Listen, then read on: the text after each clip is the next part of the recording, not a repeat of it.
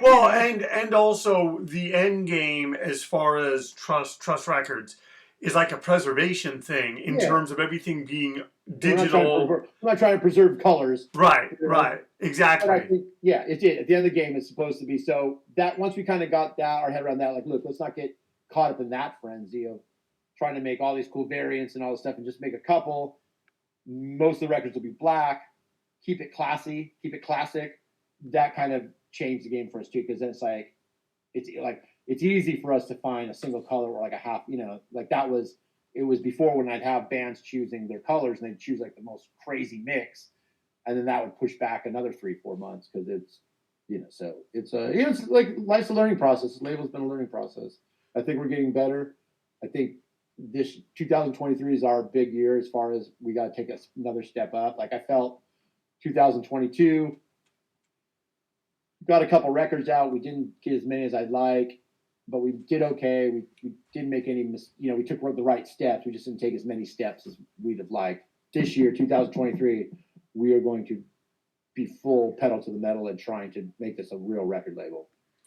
So you guys you guys have done you guys do the circle jerks, group sex, you did the 7 seconds, you guys did aggression, you guys are doing Youth Brigade, Stalag 13 and SSD. Why those records? Like what is the thought process behind, okay, let's do these releases? Is we want to do all the releases. We're just when you say all the releases, what is that? What does that mean? In a perfect world, we would have all the Bad Brains records. We would do in Black Flag. We'd be doing Descendants. We'd do the Dead Kennedys. We'd be doing TSOL. We'd be doing Cro-Mags, Agnostic Front, all of that classic great shit. But not everyone's willing to part with their stuff or partner up with us. I feel like we're making a pretty good case as to why you should trust us with your stuff. Like, no pun intended. Like, but the reason those records is we have a deal. We bought half of BYO, and a lot of those records I mentioned on BYO. Stalag 13 In Control has been a favorite of mine, and Matt Pincus's since we got in this music. And I've become good friends with Blake and the other guys in that band, Ron Baird, the original singer. So that's one we're excited to do. And then SSD, people have been trying to get those records from Al for years. And when we finally did it, we had to realize, like, look, man, no matter what we do, SSD has got to be mind-blowingly hit out of the park. Like, we cannot leave anything to chance with that, because the fact that record's never been in print since 1983, and the fact that Al's been so reluctant to, everyone's tried to put it out, he's been so reluctant until us, we got to do right. Because I feel like, I've said it before, it's like a marathon, not a sprint. So if the only record we put out in 2023 was SSD, and that was as great as it could possibly be, that would carry a lot of momentum going in the future. Because at the end of the day, we want to be doing this for 20 years, or 15 or whatever. But so, like, well, there's time to get those other out bands. Like, I don't think we'll ever get Black Flag. Obviously, Ian's got Discord buttoned up pretty well, so there's no need for that. But, at the end of the day, I would like to do Bad Brains and Descendants and these bands. And I think we would crush it. Could you imagine doing Milo Goes to College, like the way we're doing these Rock Together records? It'd be fantastic, dude. Like, people would lose their minds. Have you seen any of the labels since you start this that have those records? Have you heard any talk of them trying to maybe emulate what Trust is kind of doing? I think some people, like, I mean, what we're doing is not that unique. People have done deluxe box sets and deluxe packaging before, but not really for punk. Yeah, maybe not in this genre. Right. I think it's tough because I'm sure a lot of bands who are on labels would like their classic releases to be treated like this, but in defense of the labels they're on, they don't have the same structure that we have. So it's to do this 7 seconds record I've showed you, all our records, they're not cheap. And they have a lot of extra costs that labels, as they've tried to, like, manage their business and stay afloat, especially the smaller labels, have cut out those kind of costs. We have the luxury of having Matt Pincus be a co-owner of this, and Matt's given us a little bit of a runway to spend more money than normal and still try to keep these records at a $30, $34, retail price to the customer. even though other labels, they would have to be 50, 60, because it's like, it's expensive, you know, and we don't make money at this label yet. Maybe we will one day, but that's never been our mission. Our mission is not a profit label. Like, we're not looking like, hey man, we're really gonna cash in on these Aggression records. Can't wait. Like, anyone who knows this music knows there's no pot of gold at the end of what we're doing, but that's not the point. The point is, let's do some great work and have a ton of fun and be with our friends and make all these great projects.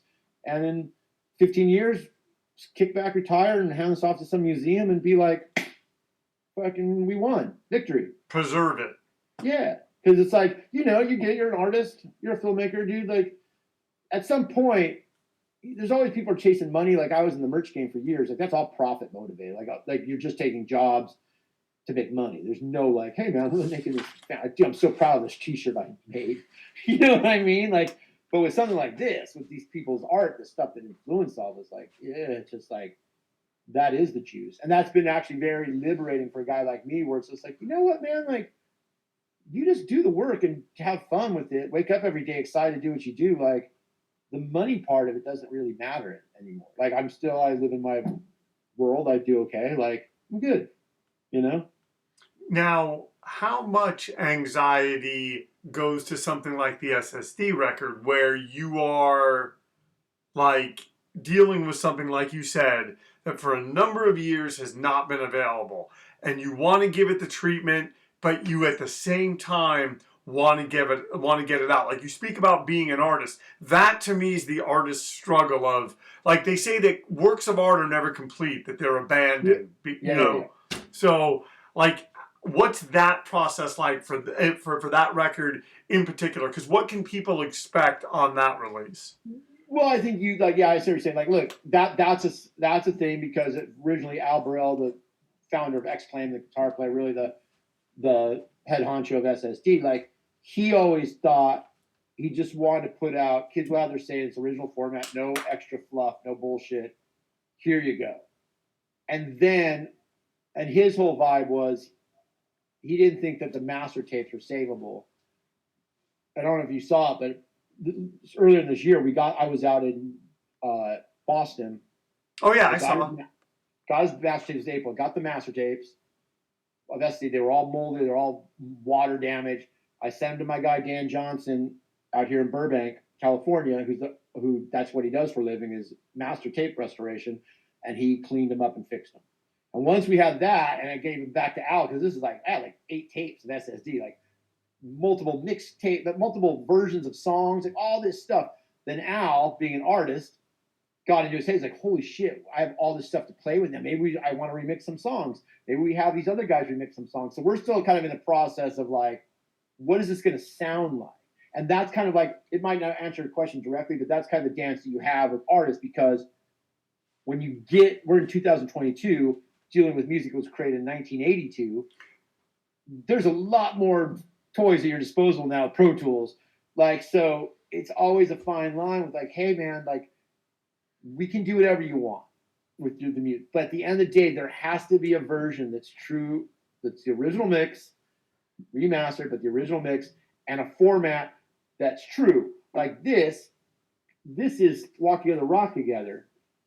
This part inside is the extra, but at the end of the day, like, you know, pull this up. That's the original lyric sheet for Walk Together, Rock Together. So the original stuff is in here. It's just a little bit more expanded, and that's kind of the conversation we always have with artists. And Al's the guy with SSD. What does SSD look like? Can we add some cool stuff to it, which we're going to, and can it still be true to your, you know, vision? Because like, not everyone's stoked on having like these gigantic things. Like I am, obviously, and that's why I think everyone should be stoked. But I do have to understand at the end of the day, like, I don't make the call. Like, it's 100% on any artist we have to make the call what looks like at the end. Like, we'll push guide and we'll have suggestions. At the end of the day, anything you see, they have signed off on it. You talked about 2023. You're looking forward to this year, and pedal to the metal. What does that look like in your mind when you say becoming a real record label? Just what? Well, I just think like right now, like, we put up 2 records last year. We need to put out about 8 physical records like that to be a profitable label. And we need to collect more catalogs. We didn't do a lot of biz dev in 2022 because we just didn't. We were just kind of, we were trying to get the records we had in place. Once the SSD thing was done, we were like, okay, we better focus on making sure that we were trying to get the Chromags records.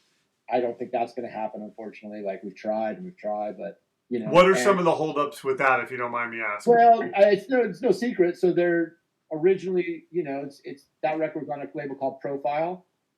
Profile was sold to BMG, and then it ended up at Sony.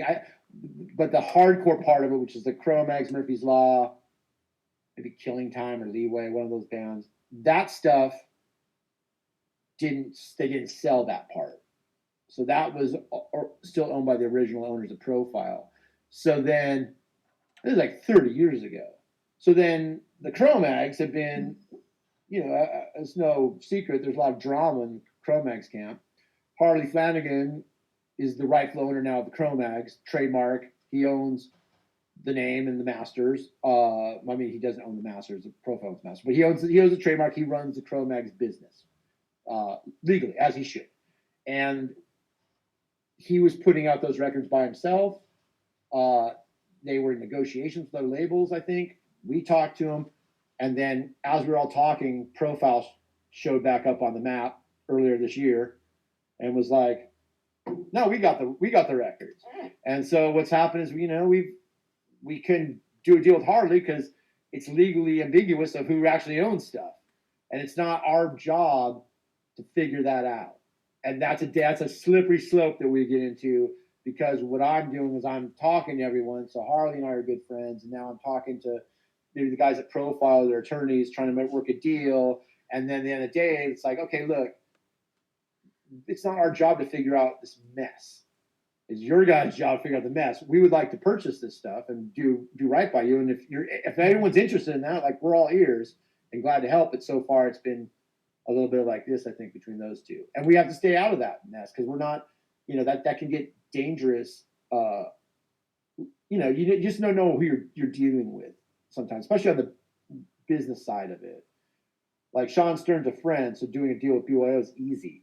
Doing a deal with someone like Profile, where I don't know those people, Matt doesn't know them well, like, that's tricky because those are straight business deals, and so you don't know who you're getting in bed with, and also you don't, like, I don't know, I should go too far down this rabbit hole. Bottom line is, we had to pull out of that a little bit because we didn't think we could make a deal with Profile, and we didn't know if Harley could legally make a deal with us, and so there you are.